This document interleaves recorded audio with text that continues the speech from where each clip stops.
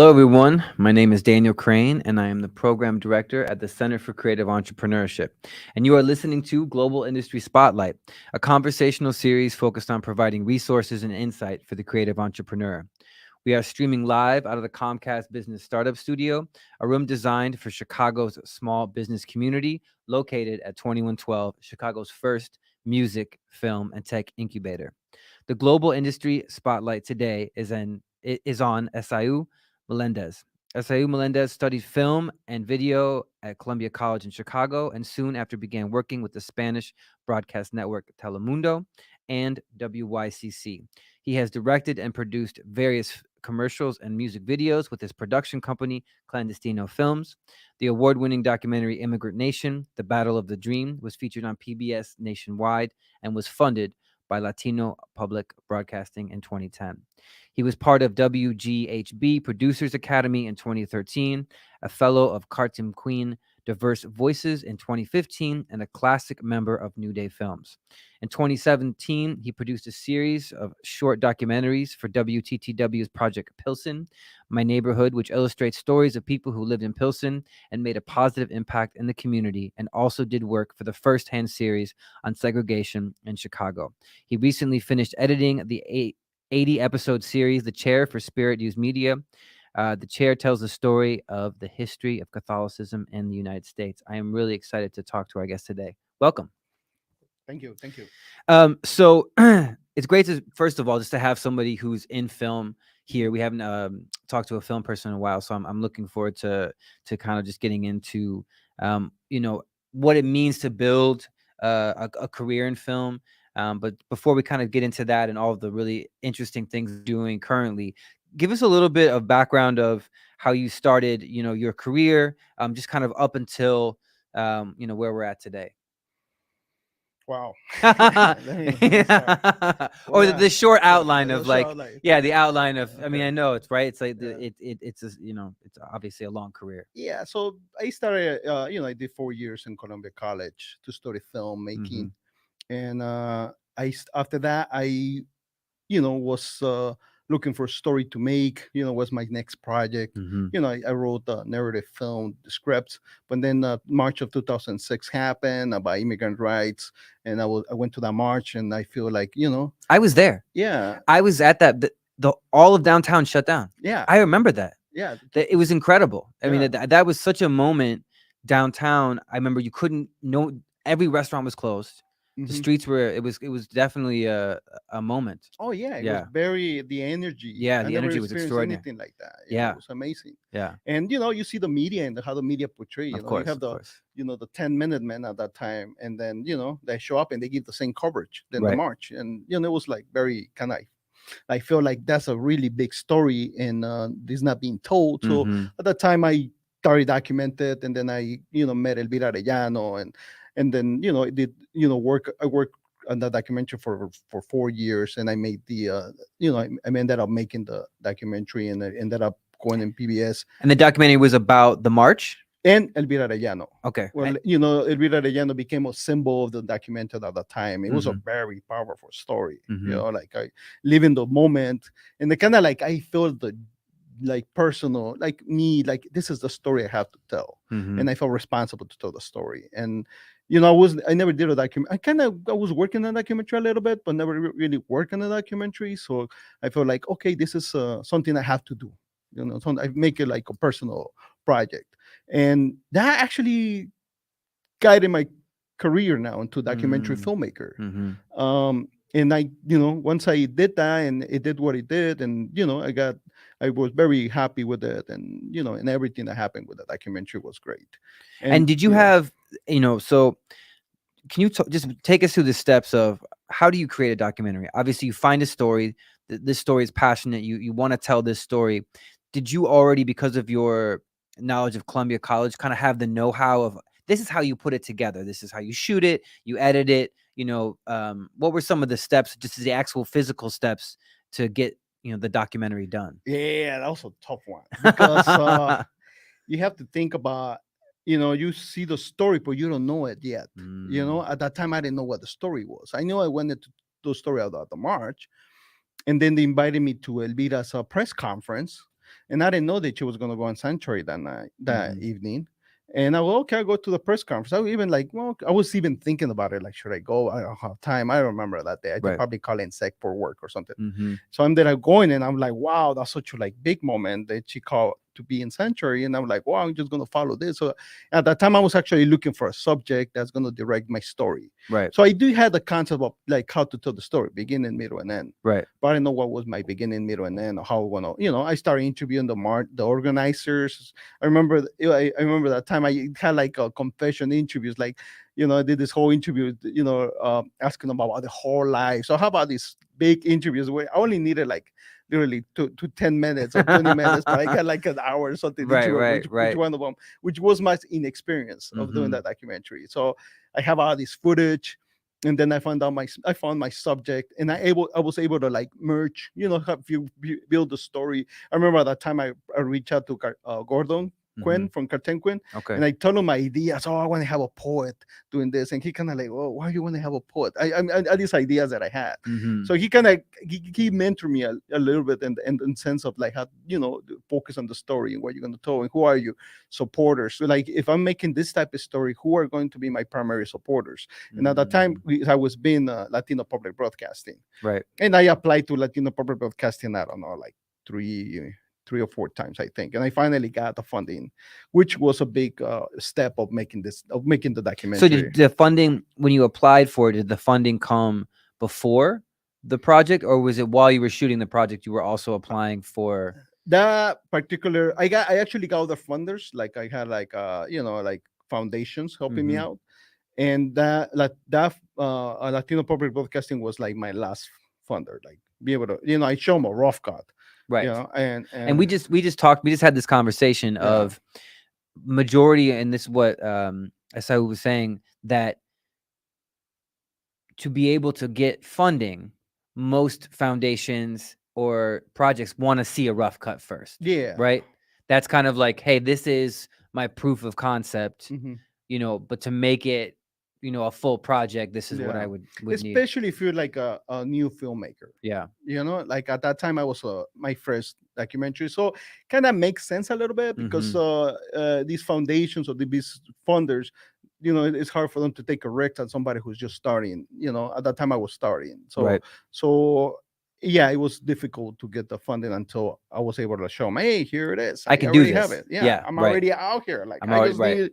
Yeah. And even though they give me some funding, it was still not enough. I have to be able to get more. Right. The story of an artist's life. Yeah. Oh yeah. And then the long hours of work, and Right. and other mistakes you make at that time. You don't know how Mhm. to put everything together. I shot a lot of stuff that I shouldn't, but Mm. it was a very big learning step for me. Learning how to make that documentary.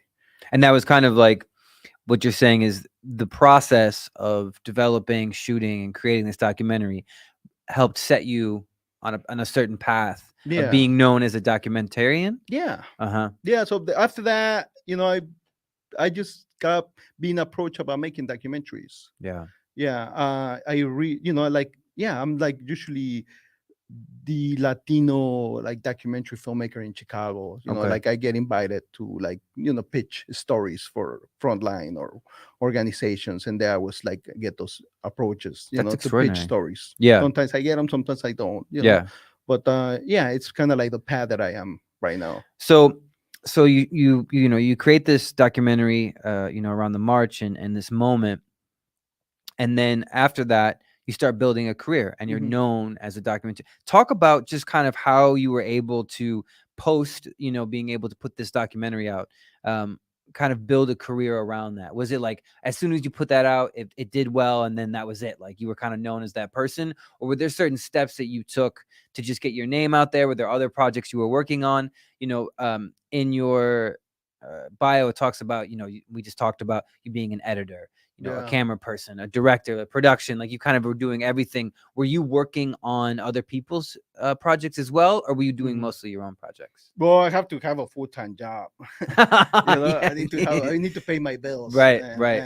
raise a family, and Yeah, so I So I worked for Telemundo, and then I worked for WYCC when Okay. existed, Yeah. and that was like my base, to The pay my stability. bills. And what were you And my doing passion, Telemundo? for Telemundo, I did like camera and editing. Okay. I did sports producing. I Yeah. did creative services. Okay. Yeah, it was I think for 4 years, and then after that, I worked with WYCC as a cameraman and editor. Okay. Yeah, and then after and the whole time basically was me having a job, and on the side I do my personal projects. Right. It's really hard to make a living of your personal projects, and Yes. especially if you do freelance. Like right now I'm doing freelance work. Okay. I'm just working on my own. Yeah. And I have to kind of manage my time to do personal and then to do client Right. based projects. Right. So that time, it was nice to have that, so I can Stability. focus on the personal project. And Yeah. yeah, it is why it takes a long time, to do something like that. It's such a great thing to talk about, because I found, so I was an independent musician for 12 or 14 years, playing 4 or 5 nights a week, teaching at 3 or 4 different schools. That hustle, I was just moving at a very fast pace. And then I landed a job at Navy Pier, which provided a lot of stability. And there's always this thin line of, like, when you have the 9 to 5 job, you have actually less time to work on your personal projects, but you have stability in terms of money. When you're out there, doing freelance work, which I'm kind of in that space now, more or less, you have more time, but it's just a lot more pressure. Yeah. There's a lot more pressure of, like, well, is this project feeding my family? I also have a family, right? Like that, it's not just me anymore. It's, so that there is that added pressure. And I think that's something that is tough for creative people, right? Our personal projects do not typically fund our lives. Yeah, that's true. And we have to maybe do things like you're saying, Yeah. that pay the bills. Yeah, so this basically is like what I'm doing right now. Yeah. I'm doing my personal project, but most of the funding that I get is to produce a project. Yeah. And then I do my business, so I can be able to get some money to be able to produce that project Right. as well. And then trying to manage my time so I can make a living. Yeah. And produce personal projects. So yeah, it's challenging too. And so let's talk about the project that you're working on right now. I saw a little clip of it, an extraordinary story that I had no idea about. Doing stop motion, which I do have an idea about. I know that's such an incredible way to tell a story, and also very time consuming. Can you talk a little bit about this upcoming project? Yeah, so right now I'm doing a documentary it's a short documentary about immigrants who came in the 1930s to live in boxcars in Iola Yards in Aurora, Illinois. And these people were kind of like a result of the Mexican Revolution war in Mexico, so they kind of like have to move. Some of them were part of the revolutionaries, and some of them were not revolutionary. They were victims of bandidos, or like had to leave because of the instability at that time in Mexico. Yeah. And they ended up in finding a job in the railroads, and they set up boxcars, so a community to live there. So makes you think, like, right now immigrants that come in, they don't they're have to find their own way. At that time they want them to come in, and they give them boxcars to live, which is okay, but at the same time it's a very challenging, very difficult to live in the boxcars. So these families, I'm doing the story of these 3 families who came. One of the families was a Perez family, and the Perez family, a kid that was born in the boxcars, Pete Perez, was the first Mexican American to play for the Chicago Bears. What? Yeah. That's incredible. That's incredible. Are you serious? Yeah, and then my gosh. Yeah. So and then the Nila family was they were the first Mexican America to be the chief of police of Aurora. And then the Gonzalez family, they served the military. There's a military family, and with this story you can see the merging of them immigrating and being great models, U.S.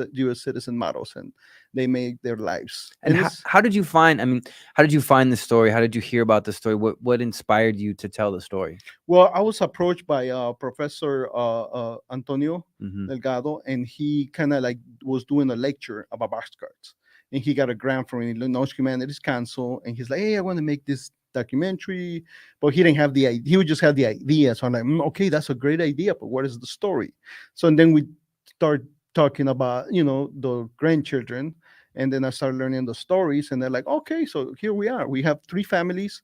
There's more families, but at this Right. time, because it's a short documentary, I cannot include more families. Maybe in the part 2, I Right. can do more stories. Yeah. Right. But at the time it's like, oh, I found these stories, and then me and Antonio, he actually helps me out to write grants, and he comes in like in a writer, help me to work on this documentary. He's a retired professor, lives in Puerto Rico, so Mhm. we talk periodically about the process of making this documentary. There's only very few pictures, and there's Of the very time. very Mhm. few pictures, and there's very few. So the documentary, I was thinking, how can you tell the story that's going to be entertaining, that's going to be engaging? There's like so many images, so many great story.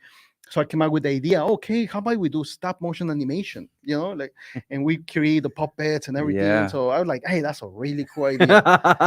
And yeah, so me making that process, and by when I was able to create a trailer, Yeah. I was submitted to Latino Public Broadcasting, and at this time I got the developing funding, not the finishing funding. So Right. they believe in me and the idea Yeah. of making this documentary as a new media, which making the puppets animation is kind of new, so it's not something you see that much. Have you had experience in shooting something like that? I mean, is it like just describe? I mean, first of all, from my little experience, stop motion takes a lot of time to build the Yeah. puppets, right? So each shot you have to move the puppets, so physically, right? Yeah. And then you're shooting their movements Yeah. throughout, and then you're putting it together.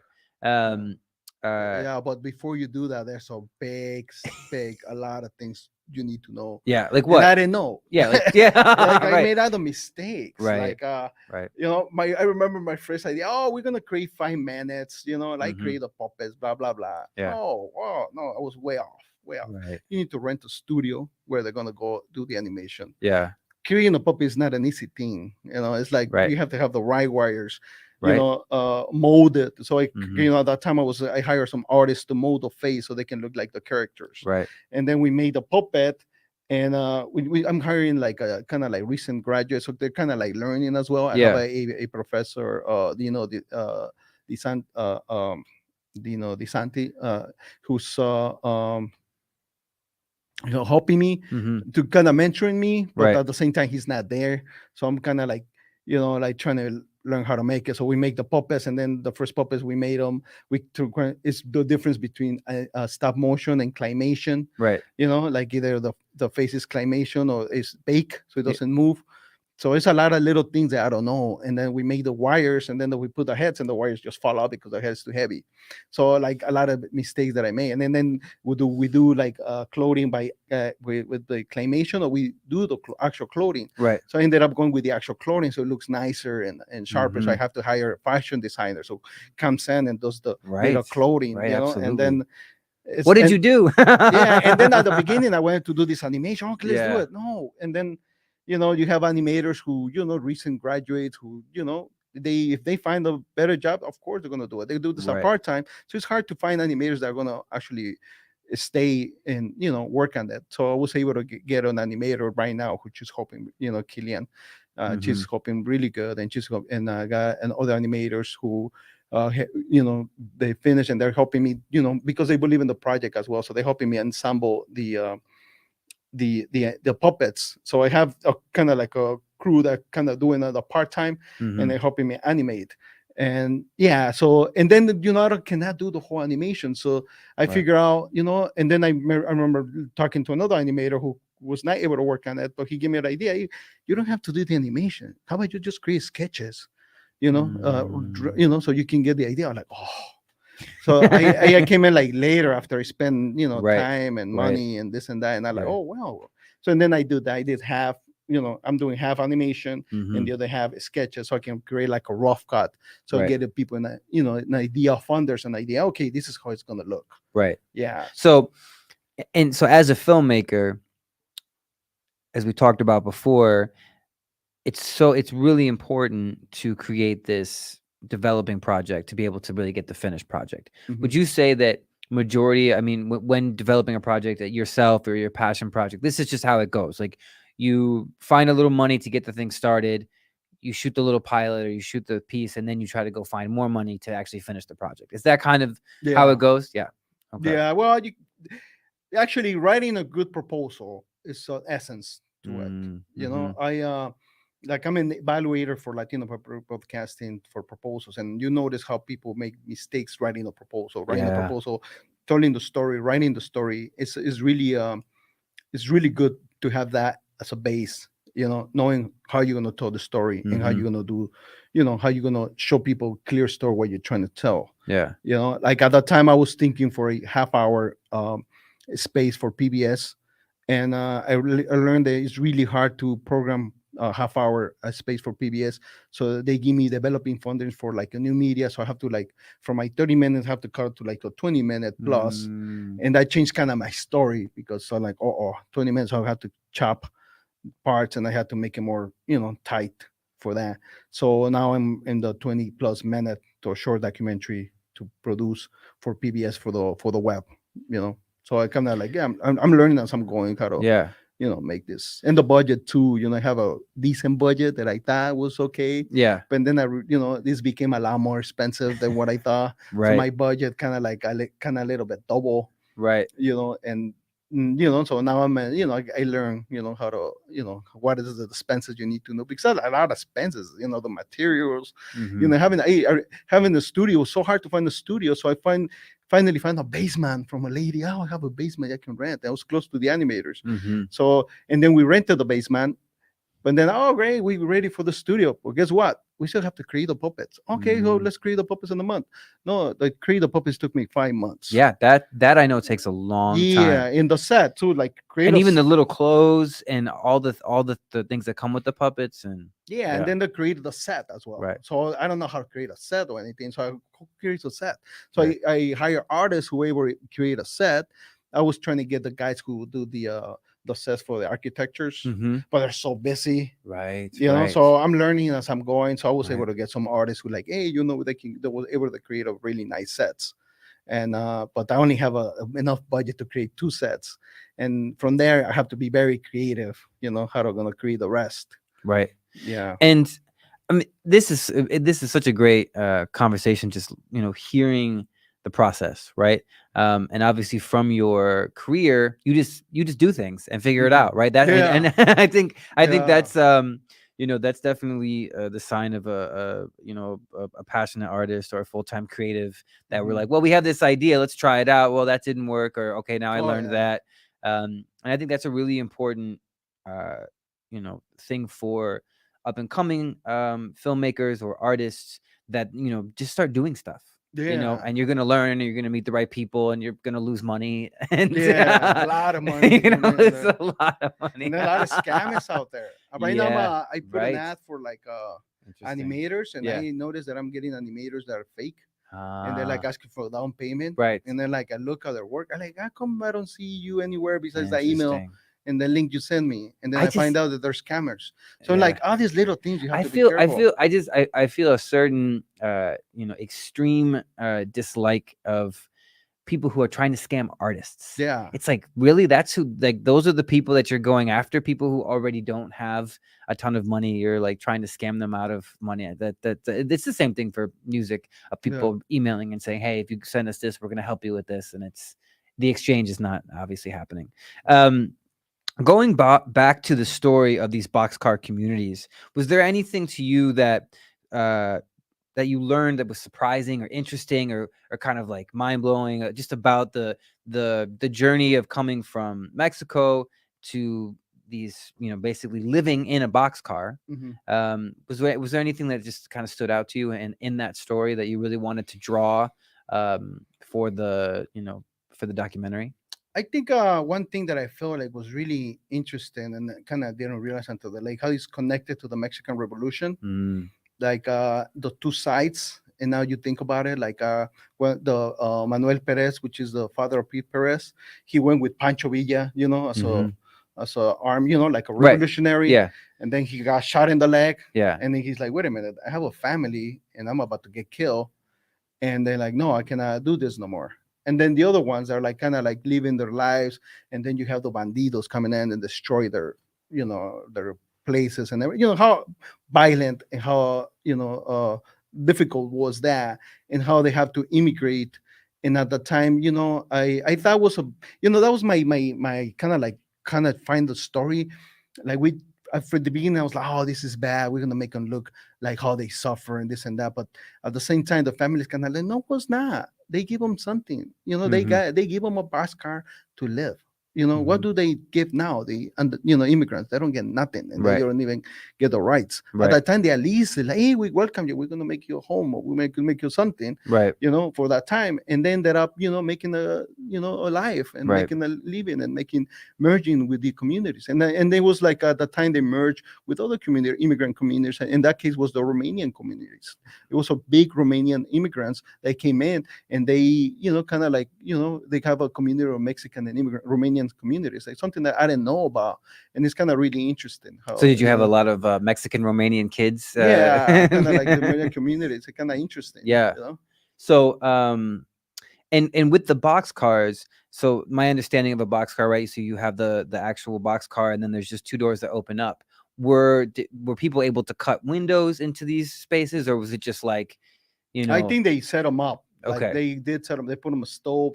They put beds. I think, and they set up windows they set and up yeah, windows? yeah, Okay, an outhouse to use the bathroom. right, right, Whatever. Yeah, they got a store. They had a church. yeah, Yeah, that's and it extraordinary. seems like a very tight community. Like Yeah, there was a really like they was a very tight community. Like they became really close and help each other. right, Yeah. right. Okay, so we have this documentary. When do you plan to finish just the developing story? Like, where are you at right now for this piece of work that you're putting out? For this project, I'm going to try to finish the rough cut within hopefully by the end of this year, Okay. early next year for sure.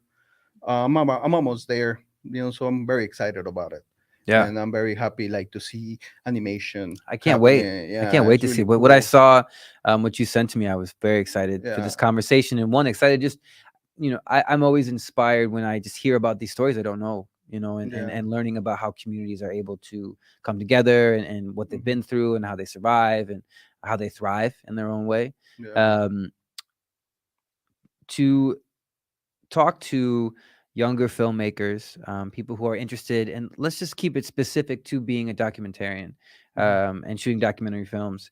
What would be some of the suggestions that you would have for younger students who are interested in this space, who feel like, hey, I have stories to tell, I want to tell them? How would you say, here's what I would suggest that you do, just to begin your career or help grow your career? So yeah, I mean, as a documentarian filmmaker, maybe as a narrative filmmaker as Mhm. well. I mean, people have different drives, and I Right. guess in terms of documentary, I think they have to follow their passion. They have to follow that story they truly believe in. um, don't be afraid of making mistakes, because it's just part of making a film. You're gonna make mistakes. Stay focused on the story. Shoot what you need to shoot. uh, don't be afraid of shooting more than what you have later on. You can edit it. And it's just a really long process, so you really have to feel strong about what you're going to tell, because it's the only thing you have. Because later on, when the documentary, takes time to make it, all you have is your passion to follow or make it, get it done. And eventually it's going to get done. Right. The work you're going to put in is going to show up. Yeah. It's going to show up eventually. Yeah. Yeah. And so with the finished film, um, and this is because some of the developmental funds came from PBS, right? Mhm. Will you try to put this on certain film circuits or short film circuits, or how does that, like, what's the project's finished? Okay, now what is that process? Yeah, it's actually, when I talked to Garden Quinn, he's the one that told me, like, hey, you're making a film, but trying to find your primary funder. Right. Who is the primary funder you think is going to support this film? Yeah. So that's important. Once you're making a film, is it going to be educational? Is it going to be entertainment? Is it going to Mm, be the type of project? Find the organization that's going to definitely support this film, and focus on that. yeah. And once you find that one, organization, then you'll be able to find, most likely get the other support. And are there like film? Because I know there's a film circuit. Like you go to Yeah. Sundance or things like that. Are there specific spaces for documentarian filmmakers that you want to get your film into this event? Yeah, that's a well, and like for Immigrant Nation, I did Sundance Right, and I got rejected. I did right, a lot of old, like I thought it, Sundance is gonna accept me. right, I was way off, right, and then I realized the documentaries they show, it's very hard to compete with, very big budget right, stories. right. I remember at that time they had a Joan Rivers documentary, and I was like, oh, how can I compete? Yeah, My documentaries about immigrants and right, so it's like, I feel, like, and then I feel like my documentaries are Latino team, so I have to go with the Latino film, right, Latino film right, festivals. right, I that's you got to go with the show you documentary to your core audience kind of thing. right. Find your people. And find your people that are Yeah. gonna support, and the type of documentary you're making. Um. Actually, I have to stop you. Yeah. Something I didn't mention to you, and I Yeah. have to mention to you, but I feel bad. Is Yeah. I'm actually working on two other documentaries that Oh I wow. just finished last year, and I did it with the Chicago Public Art Group, and one of them was is about the mural movement in Bronzeville. Oh wow. And then, but the thing is that we just finished this documentary, Mm-hmm. so we not Who haven't did you released. partner with in Bronzeville?